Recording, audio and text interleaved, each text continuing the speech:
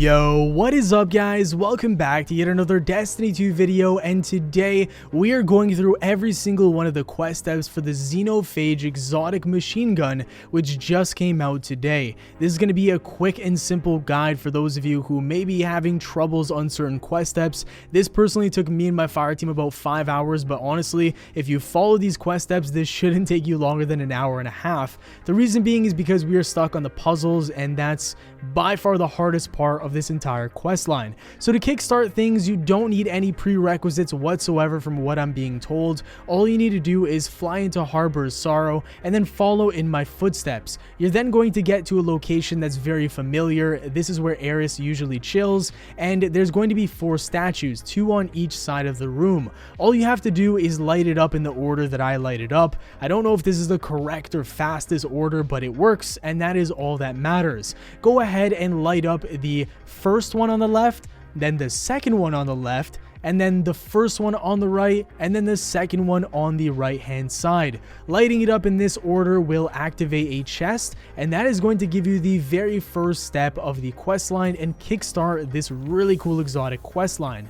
So what you need to do for the emergence quest step is emerge from the dark. You have to go to Anchor of Light, and this is where you're going to find a buff that you're going to be able to pick up, and it's a little bit strange, but bear with me here. It's inside of this bunker right here beside the tower in Anchor of Light yet again, and once you pick it up, you're going to find 6 of these plates. The very first one that you have to activate or light up is right beside where you picked up the initial buff, and you're going to have to follow in my exact footsteps and light up the plates in a specific order. If you do not light it up in this specific order, then basically you're going to have to redo this until you get the correct order. So that was the second plate right there.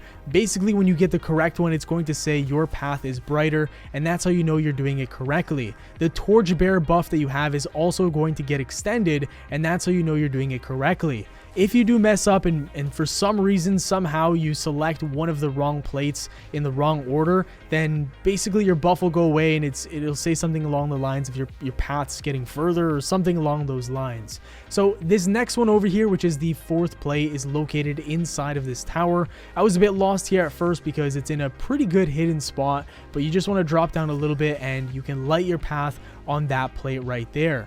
So that's going to be the 4th plate, and the 5th one is not far by. Again, just follow in my footsteps and you shouldn't have any issues whatsoever. 5th one is located on top of this little building right here.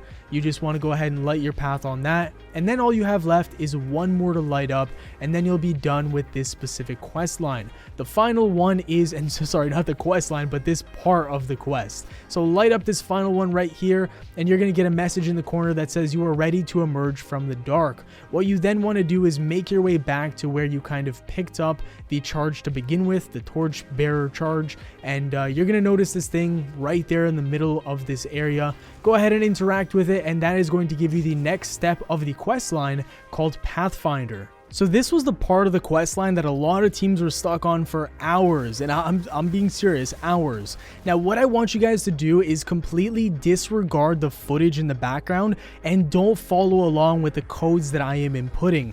We were doing this just basically, you know, with no guidance whatsoever. We were trying to figure it out, and that's why it took us and so many other teams so long. But luckily for you guys, you know, now that you have this video, you can actually figure out all of these codes very simply, and it won't take you longer than 15 minutes. Essentially, you need to go to each one of the lost sectors on the moon. So that's K1 Communication, or I think it might be Communion, I'm not sure, K1 Revelation, K1 Logistics, and K1 Crew. Each of these lost sectors will have a puzzle that looks like hieroglyphics on the wall at the ending of the lost sector. So kill all of the ads. Once the chest spawns, make your way towards, I guess, the exit of the lost sector, and on the wall you'll notice hieroglyphics. So on screen now is the code for each one of these hieroglyphics. So we're going to start with K1. I think it's Communion or Communication. Basically, what you're going to need to do here is first shoot the bottom left one, then shoot the bottom right one, then shoot the top middle one, and then yet again shoot the top middle one. That will align all of the hieroglyphics, and just like that it will be complete. The chest will open up and you'll get 1 out of 4 done. Rinse and repeat. The next one we're going to take a look at is K1 Revelation. You have to shoot the right middle, then the left middle, then the middle yet again, then the left middle, then the top middle, then the bottom middle, and then the middle. You'll then get that chest to open up and you'll be 2 out of 4 complete. Next, we're taking a look at K1 Logistics. You have to shoot the top left, then the bottom left, then the middle right, and finally the middle, and that will give you the chest, and that is 3 out of 4.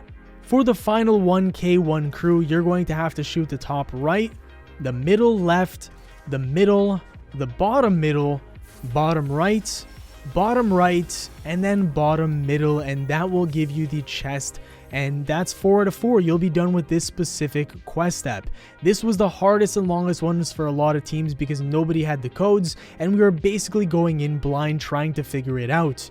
So once you're done with that, you're going to want to go inside the dungeon. So start up the dungeon activity, and after the very first encounter, you're going to get to this part right here where there's a ton of doors.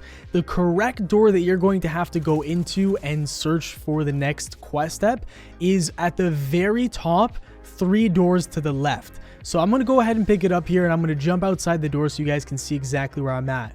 That right there is where we came from, that platform. So I'm going to jump back there, and as you guys can see, I come from the very top basically, and it's the 3rd door. Now I do die here, but don't worry, I'm going to get res, and me and my teammates will shoot at exactly which door you have to scale up to and go inside and pick up the next quest step. Fairly easy, you can't mess this one up. It's the top 3rd door. Next, once you get to the pits area of this dungeon with the ogres, find this little ledge on the left hand side, and you're going to know that you're in the right spot because when you look down, there's going to be a massive carcass of something. Stand on top of this plate that I just hopped onto, and you're going to see these plates start floating and they're going to appear. Scale across the plates, and then you're going to be able to pick up this charge that I'm currently holding. Only one person in your fire team has to pick up this charge, and the timer lasts a very long time, so don't worry about, rushing anything. Me and my teammate then met up, and essentially we tried all of the doors on the right hand side of this area. So basically keep running around and trying all the doors, and you're going to know it's the right door because there's going to be hieroglyphics to the right of the door, and also right in front of the door there's going to be 2 little altars that you can set aflame. The right hand side is the one you want to activate first, then the left one, then activate the door. It'll open up, and this is going to take you into a secret boss inside of the dungeon, which I think is so freaking cool. They designed this dungeon in such an awesome way. So the boss that we're going to be killing here is a Volmor. I might be pronouncing it a little bit incorrectly, but it's a very cool boss and I really like the mechanics. Okay, and on the subject of the boss, let me go ahead and try describing this boss encounter and kind of guiding you through this because there are quite a lot of moving parts and there are definitely quite a few mechanics here. So first thing right off the bat is that you're going to notice as soon as you enter the boss room, you are going to have 4 different elements, and each person of your fire team is going to be assigned a random element. These are going to be called the Fiery Dread, the Thunderous Dread, the Abyssal Dread, and finally the Neutral Dread. The Neutral Dread, as you guys can imagine, is just neutral. There is no specific element tied to this, and you can think of this as kinetic. Then Fiery is of course solar, the Thunderous one is arc, and the Abyssal one is void. Fairly straightforward. So these are the buffs that you're going to have, and what you need to do is take a look at the rectangular room right before the boss encounter. There are going to be specific objects such as a fire, and on top of the fire there's going to be a symbol. Now in my case, and I think this is the same for everybody, the symbol above fire was an X looking hieroglyphic. X is the callout that we have for that specific hieroglyphic. So I know that I have the Fiery Dread, and the symbol that corresponds to the current buff that I have is an X. So what you want to do is enter into the boss arena and pick up the light or the charge, however you want to call it, in the middle of the room.